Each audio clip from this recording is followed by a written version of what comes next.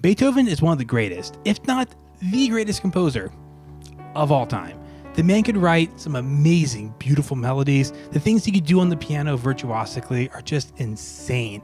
But he also could develop a piece. He could do drama better than literally anyone else. But in this piece, he forgot how to count. Let me show you what I mean. So this is the beginning of one of my favorite, I think one of the most underrated piano sonatas, Opus 28, Sonata number 15 in D major.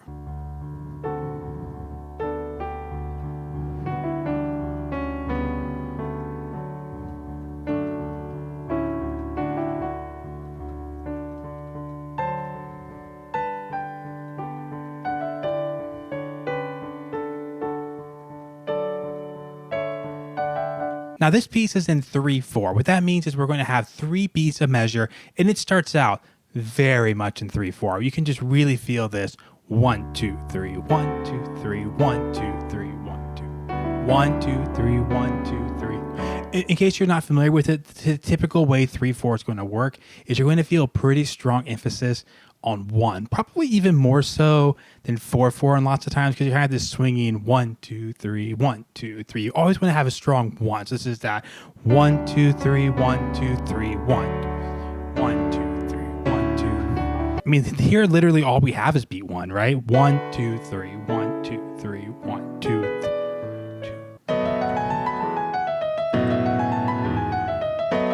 In case you didn't know, that's 1 2 3 1 2 3 1 2 3 1 2 3 1 2.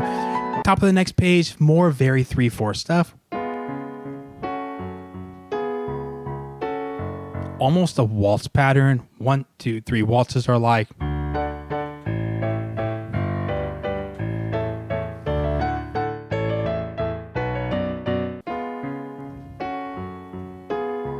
There's a cool build-up next that also very much feels 3/4. Mostly I want to play this for you though because it sounds awesome. So watch me butcher it.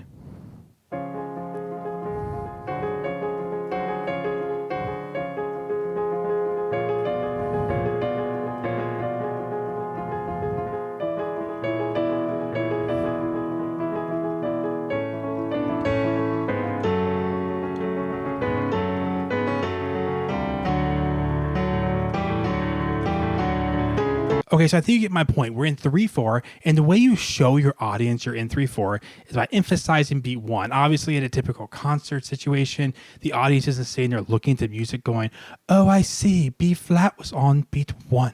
So I know that's beat 1, but you do it through the emphasis of your piece, right? That's something that composers write music and they put it into notation, right? So for your audience members, they don't necessarily know what your music looks like. So you show them, hey, this is beat 1.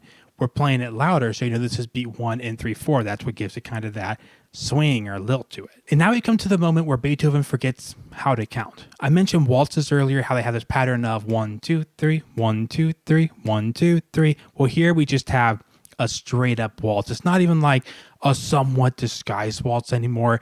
It's just completely, totally a waltz. Check it out.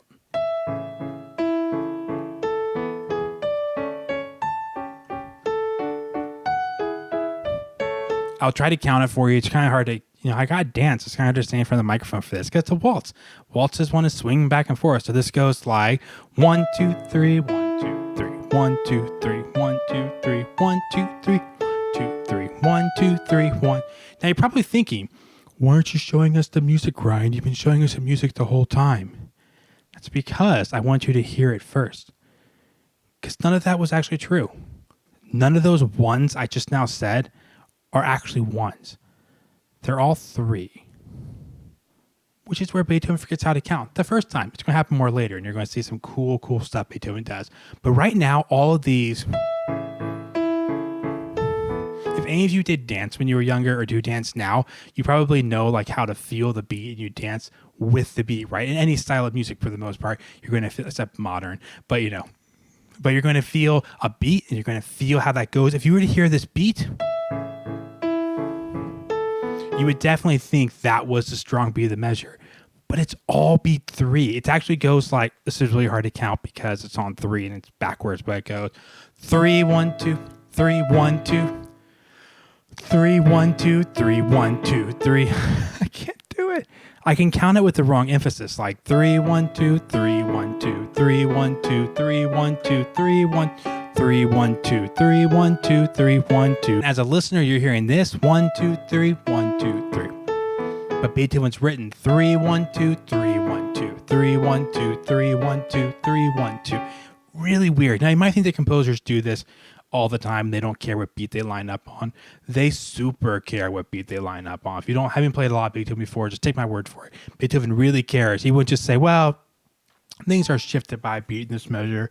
It's not a big deal. It is a big deal. There's actually a really fun moment here where just for a split second, things seem to kind of sync back up on beat 1. I'll try to show it to you. 3 1 2 3 1 2 3 1 2 3 1 2 2 3 1 2 3 1 2. The funny thing is, because you've convinced your audience by this point that beat 3 is beat 1, the pop on beat 1 feels out of place. Your audience should like jump a little there. They should be like, wait, what just happened? I thought this was beat 1.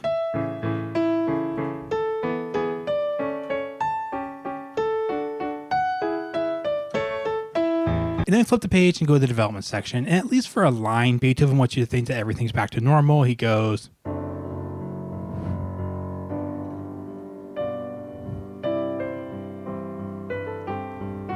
sort of sounds like the beginning of the piece. Actually, the thing that happens next, literally this has nothing to do with the scope of this video. I mean, it is on beat 1, but this is not cool metrically, but he totally wrote Star Wars before John Williams wrote Star Wars. The melody here goes.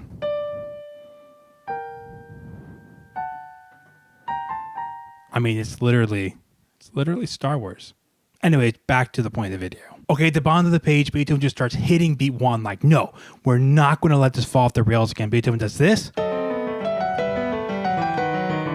And all those are beat 1s with accents. Just really, really clear where the beat is. We have 1, 2, 3, 1, 2, 3, 1, 2, 1. Just really strong beats. And it keeps that up for a couple lines until this happens.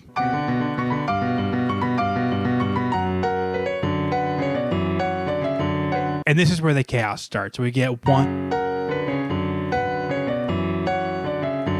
Almost like we have 2 beat 1s at the same time. The left hand's trying to go 1, 2, 3, 1, 2, 3, 1, 2, 3, 1, 2, 3, 1. It's accenting all the beat 1s. But the right hand's accenting all the beat 2s. If you heard the right hand by itself, you might think it's beat 1. Like 1, 2, 3, 1, 2, 3. 2, 3, 1, 2, 3, 1, 2, 3, 1. So they're kind of like at odds. The hands are battling against each other for control over where beat 1 is. Hey guys, just taking a quick break from Beethoven here to say if you've been enjoying the videos I've been putting out and you want to see this channel grow, I'd be able to put more time and effort into it. I'd love if you consider supporting. Hey guys, what's up? This is me from the future editing this video that you're watching right now. Just want to say real quick that I actually decided for various reasons to go with Patreon instead of YouTube membership. So I don't have the membership options that I was about to talk about in the video right now and say, hey, you should check this out, but those don't exist. If you still want to do the super chats and stay here on YouTube, that's the best way to do that. If you want to go down below, there'll be a link to my Patreon page that I just recently launched. Actually, I launched it a couple of minutes ago. That's why I'm filming this little thing right here, right now. So let's get back to the video. So it's kind of like 1, 1, 2, 1, 1, 2, 1, 1, 2, 1, 1, 2, 1, 1, 2, 1, 2. And this is like Beethoven's hallmark. Like before things get better, they're going to get worse first. You're going to get further away from where we were before you kind of solve the problem. So for example, pretty soon here, I convert. Partway through this section, I start hearing the right hand is beat 1. I can't help myself. I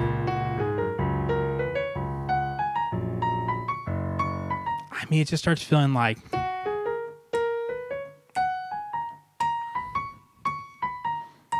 Now, some of you out there are like, Ryan, I know how to count.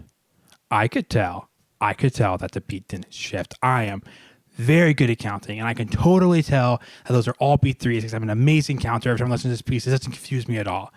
Well, what happens next is Beethoven guarantees that even you arrogant people who say you never lose track of the beat, lose track of the beat. He does this.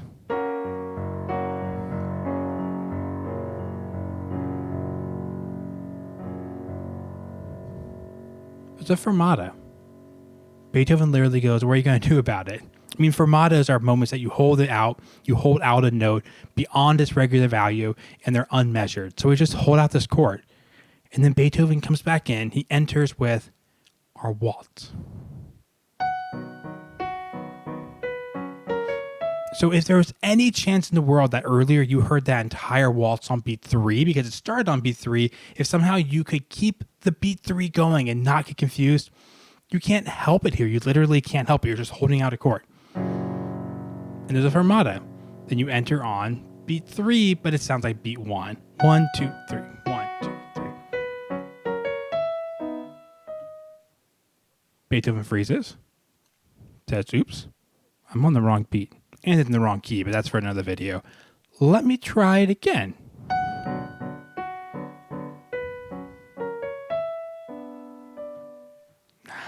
Not quite. Let me try again.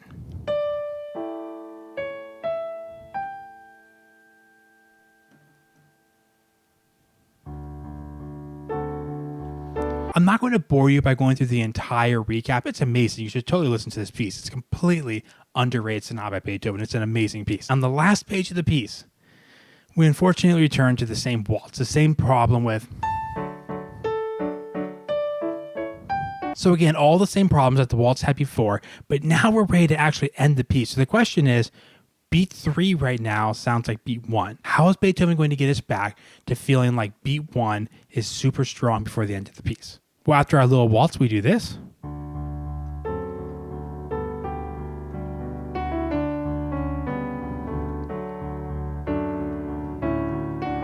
Now, this is perfect, right? I mean, this is literally how so many composers end pieces. You kind of just do a little tag. We're not going to do the entire opening section again. We're just going a little tiny, remembering how the opening goes. And the opening didn't have the rhythm problems. This is perfect. Beethoven could just end the piece right now. However, you might kind of feel like he hasn't really justified this ending. Like he kind of brought up the problem again of the waltz being in the wrong time signature. Then he just kind of says, let's just go back to the beginning and fix it. Well, if you feel like his solution was too simple, check out what happens next.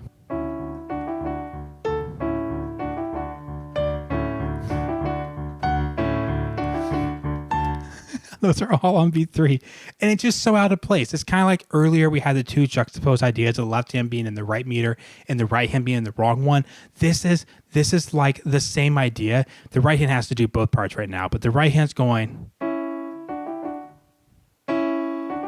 That's classic 1, 2, 3, 1, 2, 3.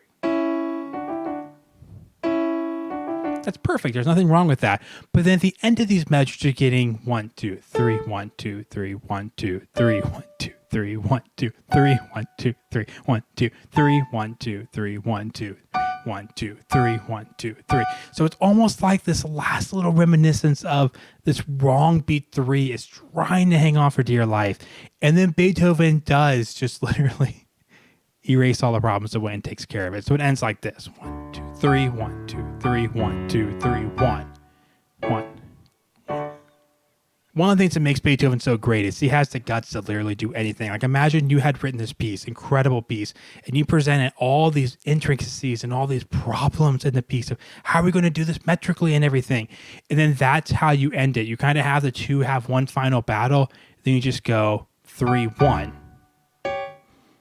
So you go 1, 2, 3, 1, 2, 3, 1, 2, 3, 1, 1, 1. Problem solved.